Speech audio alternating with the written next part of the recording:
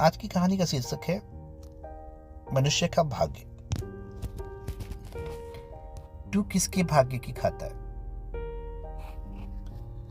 नारद मुनि की कहानी कह रहे हैं।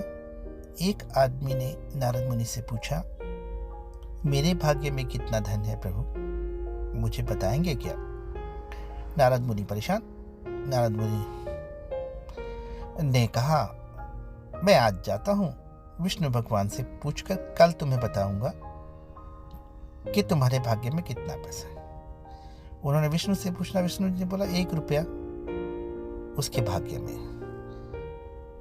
नारद जी ने आके उस लड़के को बताया कि तुम्हारे भाग्य में 1 रुपया। अब वो लड़का बड़ा खुश रहने लगा। उसने 1 रुपये में ही अपनी सारी जरूरतें पूरी करनी शुरू कर दी। उसका एक दोस्त था। एक दिन उसके मित्र ने उससे पूछा, तुम्हारी सादगी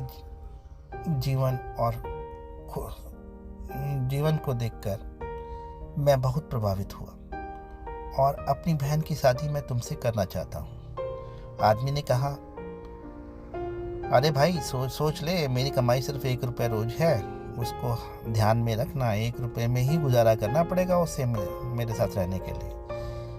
उसी में गुजर बसर कर पाएगी तभी मेरी शादी उसके साथ करना। मित्र ने कहा, कोई बात नहीं, तुम जिस किस्म के आदमी हो, जितना अच्छा जीवन जी रहे हो, वो बहुत अच्छा है। अगले दिन से उस आदमी की कमाई 11 रुपया हो गई। उसने नारद मुनि को बुलाया कि हे मुनिवर, मेरे भाग्य में 1 रुपया लिखा था, फिर 11 रुपए क्यों आ रहे हैं? क्यों मिल रहे हैं मुझे 11 रुपए? नारद मुनि ने कहा, तुम्हारा किसी से रिश्ता या सगाई हुई है क्या? हाँ, हुई है ना।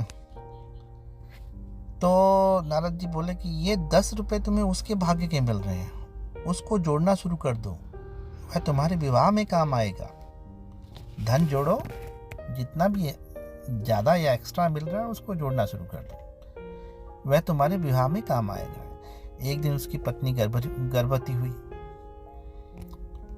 और उसकी कमाई 31 रुपये होने लगी। फिर उसने नारद मुनि को बुलाया और कहा, मुनिवर, मेरी और मेरी पत्नी के भाग्य में 11 रुपये ही थे और हमें मिल भी रहे थे, लेकिन अब 31 रुपये क्यों?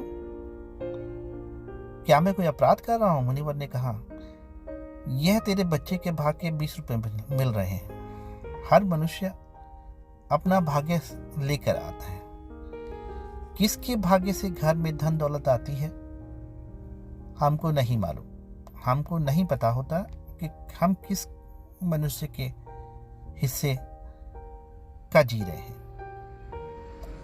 लेकिन मनुष्य अहंकार करता है कि मैंने बनाया, मैंने कमाया, मेरा है, मैं कमा रहा हूँ, मेरी वजह से तुम लोगों का खाना पीना चल रहा है, ये सब मेरी वजह से हो रहा है।